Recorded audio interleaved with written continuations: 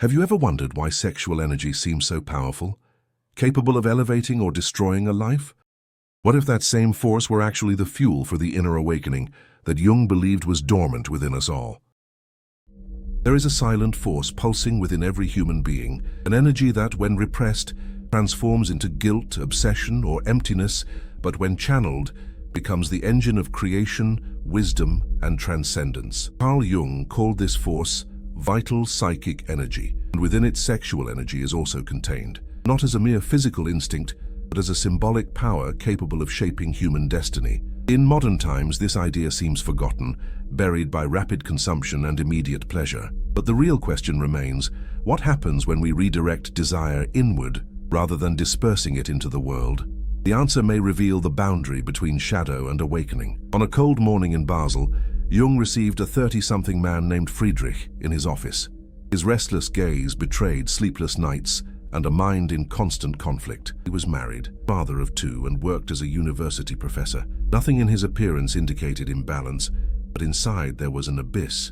He felt torn between his role as a respectable man and an uncontrollable impulse that drove him to seek forbidden experiences. Guilt gnawed at him, and every attempt at repression seemed to further fuel the fire he was trying to extinguish. As he spoke, Jung realized that this wasn't just a moral conflict, but a profound energetic imbalance. Friedrich had become a slave to his own libido, unable to transform it into anything creative or meaningful. Jung then asked him, "Have you ever tried not to fight desire, but to understand it?" The silence that followed was almost physical. For the first time, the man understood that the problem wasn't in feeling, but in not knowing how to channel it. As the sessions progressed, Jung introduced the concept of sublimation, the process of transforming instinctual impulses into higher expressions of the psyche.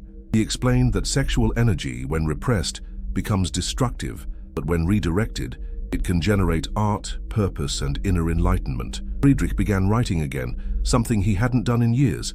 Writing became a channel of transmutation, and gradually, chaos gave way to creation. This case illustrates the central point of Jungian thought. Sexual energy is not an enemy to be defeated, but a force to be understood. It is the same power that drives the life instinct and the search for the divine. When misdirected, it imprisons humans in cycles of guilt and compulsion. When well integrated, it leads them to self-knowledge. Thus, Friedrich's struggle is the same as all of us, learning to dance with fire without being consumed by it. What Jung intuited a century ago is now supported by various areas of modern science. Research in neuroscience, psychology, and physiology confirms that sexual energy is not just an instinctual drive, but a system of life force deeply intertwined with the functioning of the brain and emotions.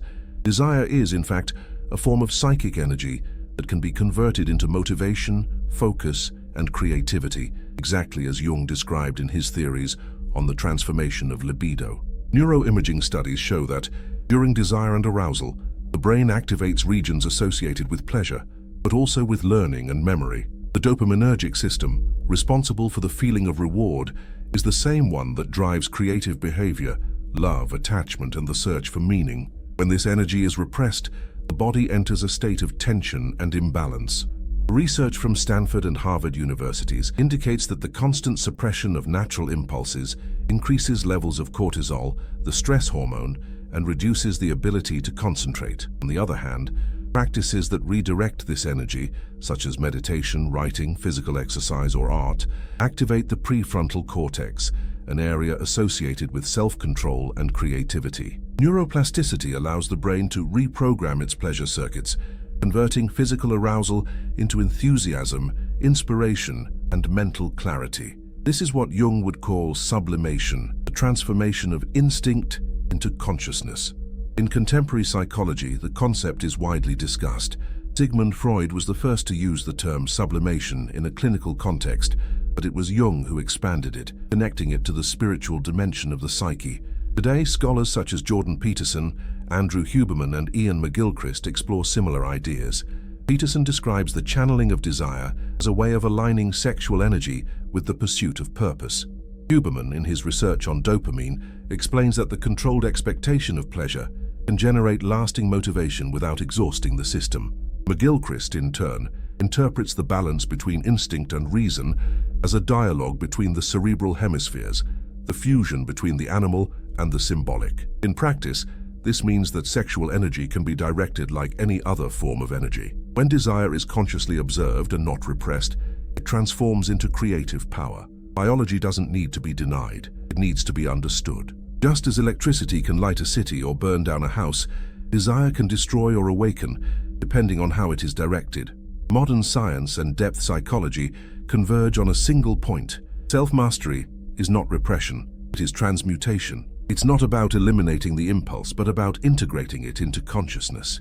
Jung believed that this integration was an essential step in the process of individuation, the path by which human beings cease to be hostage to their instincts and become the creators of their own inner lives. And neuroscience confirms this. When desire is transformed into purpose, the entire brain shifts its operating frequency, elevating the individual to a state of psychic cohesion that few experience. To understand sexual energy from the perspective of depth psychology, it is necessary to classify it not as a simple biological instinct, but as an expression of the total vital energy of the human being. Jung called this force libido, not in the purely physical sense, but as the sum of the creative impulse that moves the soul. Within this perspective, sexual energy can manifest on three distinct levels: physical, emotional, and symbolic. On a physical level, it is linked to biology, to reproduction, pleasure, and the continuity of the species. It is the basic instinct that ensures survival, and when balanced, generates vitality and motivation. On an emotional level, this energy translates into the desire for connection and intimacy. It is the impulse that makes us seek others, not just for their physical appearance, but for the need for communion and belonging. When repressed or distorted, this emotional dimension turns into neediness, jealousy, or emotional dependence. The symbolic level represents the highest degree of this force. It is when desire ceases to be merely physical or emotional and becomes spiritual. Jung saw this stage as the possibility of transcending the ego and uniting the conscious and unconscious. At this point, sexual energy transforms into creative power, not only generating children, but also generating ideas, works, knowledge, and inner transformation. These three levels coexist, and the harmony between them defines an individual's psychic health. When human beings live trapped only in the first level, their energy becomes compulsive and limited. When they completely deny the body in the name of the spiritual, they create an internal abyss that separates them from humanity itself. True integration occurs when the three levels communicate, allowing desire to become a channel of evolution. Jung's proposed classification was not a moral theory, but a map for the balance of the soul. He believed that understanding desire was understanding one's own unconscious, and that by integrating this energy, the individual could finally awaken their inner power. Any life force, when misunderstood, can become destructive. Sexual energy, if not consciously integrated, becomes one of the most dangerous traps of the human unconscious. Jung warned that what is not brought to light returns in the form of destiny. And in the case of desire, this return takes three main forms. Danger 1. Moral repression. When an impulse is denied in the name of purity or fear, it doesn't disappear, it simply hides in the shadows of the psyche. Those who try to eliminate desire end up unconsciously strengthening it. This process generates guilt, anxiety, and a constant sense of internal fragmentation. The body becomes the enemy of the soul, and spirituality becomes an escape. Repression creates the opposite of what it promises. Instead of freedom, it produces silent obsession. Danger 2. Instinctive dissipation. At the opposite extreme is the individual who seeks to satisfy every desire without reflection. They live in a cycle of immediate pleasure, exhaustion, and emptiness. Energy, instead of being directed, is wasted. Desire becomes addiction, and pleasure punishment. This dissipation is common in societies that confuse freedom with excess. Without inner discipline, instinct becomes a tyrant and leads man to self-destruction. Danger 3. Premature spiritualization. The third danger is more subtle. It arises when someone tries to transcend desire without having integrated it. This is the case of those who seek enlightenment while denying their own shadows. This denial creates an artificial spirituality disconnected from human reality. Jung called this phenomenon spiritual inflation, when the ego disguises itself as the soul. In this state, the person believes they are evolving, but merely represses their impulses under a sacred mask. These three dangers, repression, dissipation, and premature spiritualization, are facets of the same imbalance, the attempt to avoid confronting one's own instincts. Integrating sexual energy doesn't require perfection, but honesty. It's the act of looking into the fire and deciding to embrace it rather than fear it. The process of channeling sexual energy doesn't happen immediately. It's an inner journey marked by 3 phases that Jung associated with the path of individuation: awakening, confrontation, and reconstruction. Each represents a stage in the integration of instinct and consciousness. The first phase, awakening, occurs when the individual recognizes the existence of their own energy and ceases to see it as something shameful. At this moment, the realization occurs that desire is a neutral force which can destroy or create depending on how it is used.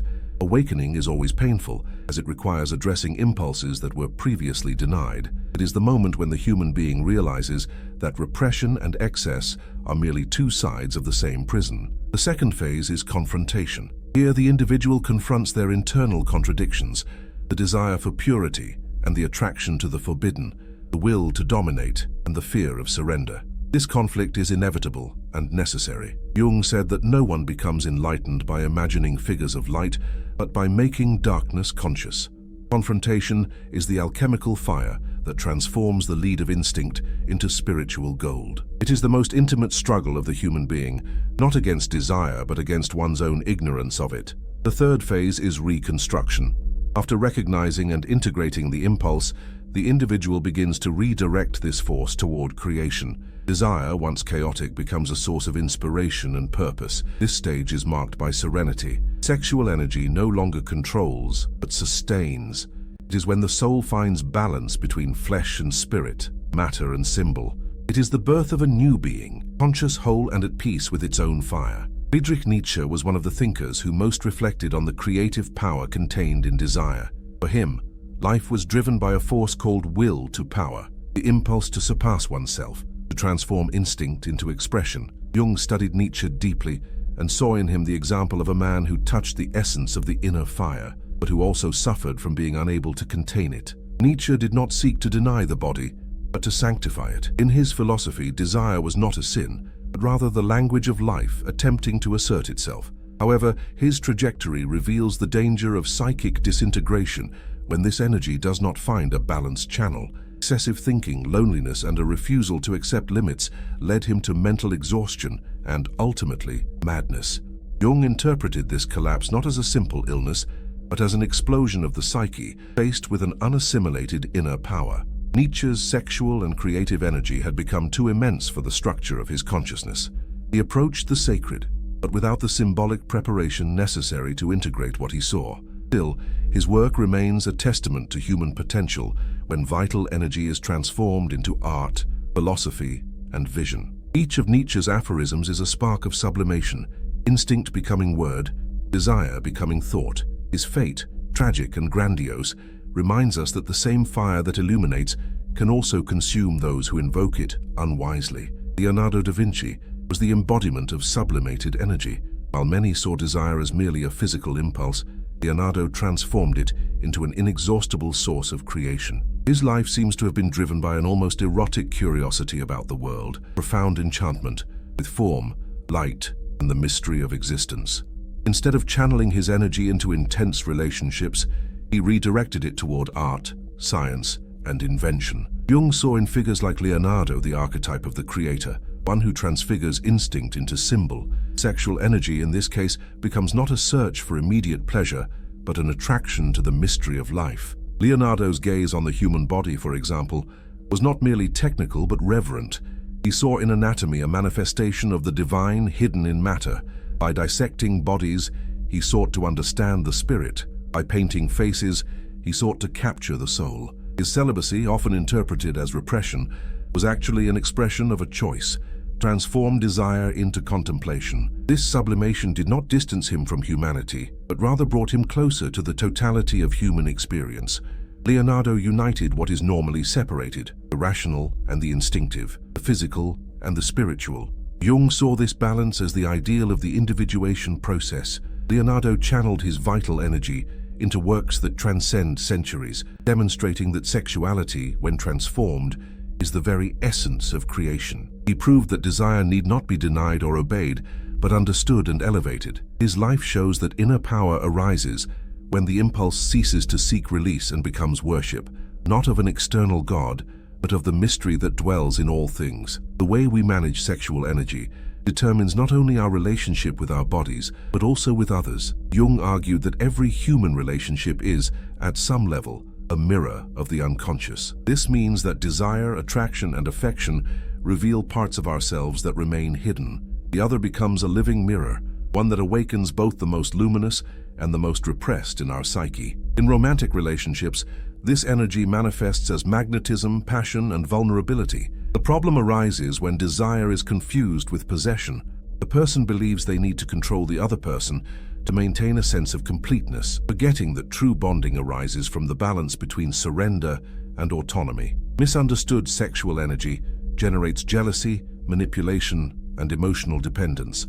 An example of this is the phenomenon known as emotional manipulation through reality distortion, known in English as gaslighting. This behavior occurs when someone tries to confuse the other person's perception to dominate their will. In friendship, the same principle applies in subtle ways. Excessive attachment, hidden jealousy, and a need for approval are signs that the desire for connection has been tainted by the fear of rejection. The energy that should flow freely between people becomes a current of control. When this happens, the relationship ceases to be an exchange and becomes a prison. Within the family, the repression of desire often generates unconscious dynamics.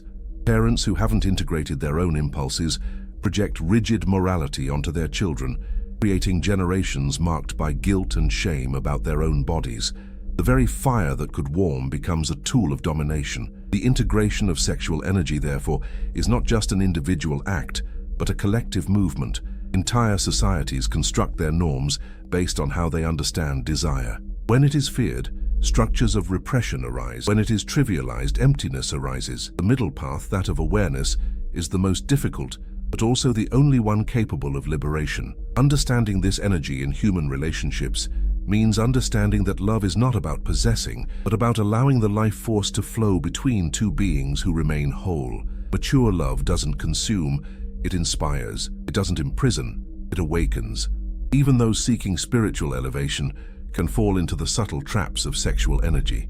Jung noted that the unconscious is adept at disguising desire under seemingly noble guises. Many people believe they are on the path to self-mastery, but in reality, they are merely constructing a new prison, more sophisticated but equally limiting. The first trap is denial disguised as purity. The individual tries to completely eliminate instinct, believing that this will make them more spiritual. They avoid pleasure, condemn the body, and distance themselves from emotions. However, the further they distance themselves from desire, the more it invisibly dominates them.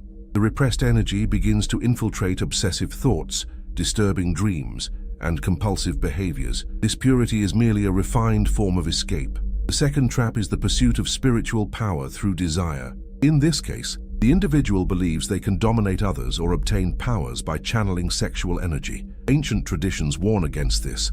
When the ego takes over instinct, the result is imbalance. The person feels superior, but internally, they are increasingly fragmented. The energy that should serve inner growth becomes a tool of vanity. The third trap is self-sabotage. It arises when the individual is about to integrate their own power and unconsciously destroys it. It is the fear of becoming whole. Many prefer the comfort of known pain to the responsibility of freedom. Jung said that people do not become enlightened by fleeing from darkness, but by passing through it. Self-sabotage is the refusal to cross over. These traps show that the path of transmutation is neither linear nor safe. It is a journey that requires vigilance, humility, and courage. The real danger lies not in desire itself, but in the illusion that we already understand it. Months had passed since the first session. Friedrich returned to Jung's office a different man. His once restless gaze now held a discreet serenity, like someone who had crossed a desert and learned to listen to the silence. He said he no longer felt the compulsion that tormented him. The inner fire still existed, but now it burned differently, not as a threat, but as a presence. He said he began writing every day, not out of obligation, but as a ritual. The words flowed as if they came from a place beyond his own. Through writing, he discovered a way to communicate with his unconscious. Dreams that had previously frightened him began to teach him. He understood that the sexual energy that dominated him was also the source of his creativity. The same impulse that made him seek pleasure for its own sake now transformed into a desire to understand, to create, to feel life intensely. Jung listened attentively and realized that this man had gone through the 3 phases of transformation. He recognized the instinct, faced the conflict, and finally integrated it. He had learned that channeling sexual energy is not about imprisoning it, but about allowing it to express itself in its highest form. Sublimation, at its core, is not repression. It is expansion, desire becoming consciousness. At the end of the session, Jung made a final note in his notebook. When man learns to direct desire, he transforms pain into art, chaos into clarity, and impulse into soul. The energy that once dragged him now leads him. Friedrich left his office, walking slowly through the streets of Zurich. The cold still bit the air, but he felt something new inside him, a silent, controlled, living flame. For the first time, he wasn't running from the fire, he was walking with it. Sexual energy is the spark that moves life. It is neither an enemy nor a redeemer. It is simply a force. It is up to each human being to decide whether this force will be a current or a flame. Jung taught us that true power lies not in mastering instinct, but in integrating it. Inner awakening begins when desire ceases to be an escape and becomes a direction. When fire is understood, it illuminates. If this content made you reflect on the power that resides within you, subscribe to the channel and share this video with those seeking self-discovery. Each new subscriber helps expand a community that values awareness and inner growth. Activate the bell to continue following this journey and comment below. How do you see your own creative energy? Dialogue is the first step to transforming knowledge into wisdom.